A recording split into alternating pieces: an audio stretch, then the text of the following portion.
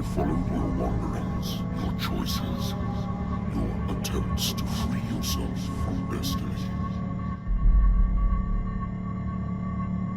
But it is unavoidable.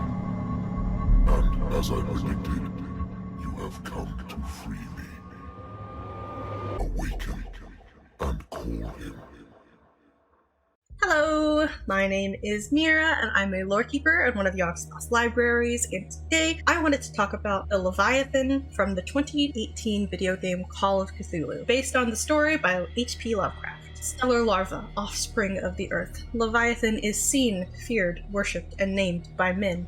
It is linked by its dreams to the one who sleeps, and will not find rest until its divine progenitor is free. There is no greater predator on earth, and yet, this being that feeds on huge creatures will never directly attack men. It will instill fear, the dreams of Earlier, and finally, madness into the minds of those it chooses to serve its designs. Cursed are those who cross its path, and more cursed still, those who hear its voice, because for them, no salvation in death.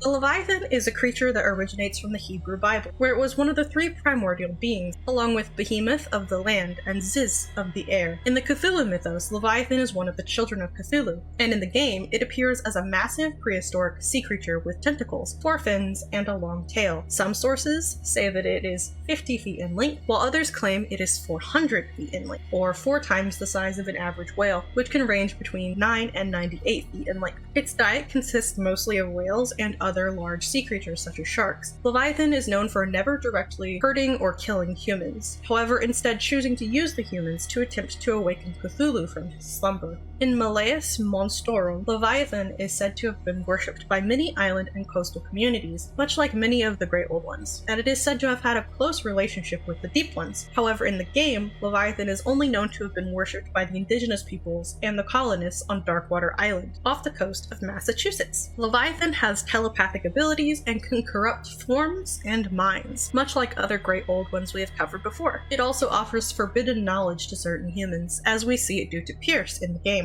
Leviathan's history in the Call of Cthulhu game goes back to ancient times, though it wouldn't come into contact with the indigenous peoples on the island of Darkwater until the 1300s, or so we are to believe. It is said that Leviathan corrupted them and compelled them to sacrifice themselves in order to wake Cthulhu. When European colonizers arrived on the island in the 17th century, the same would happen to them. In 1847, the Leviathan was supposedly killed by whalers and dubbed the Miraculous Catch by the locals of Darkwater, as its flesh had saved them from starvation. However, its flesh would be both blessing and curse, and any who had consumed it would be corrupted and turned into cultists that worshipped and sacrificed for the goal of unleashing Cthulhu. Leviathan would seem to live on, however, as in 1924, the main character of the game, Edward Pierce, would hear Leviathan's voice and experience visions of the creature, and eventually would stumble upon what remained of Leviathan's body. He would free it, and Leviathan would make its escape back into the depths of the sea. And that's it, sadly. As with all Lovecraftian entities, there is less known about Leviathan in the context of the Cthulhu mythos than I would like. The Call of Cthulhu game is one of my favorites to watch people play, and I've always loved the Leviathan character, so I'm happy that I finally got to make a video about it,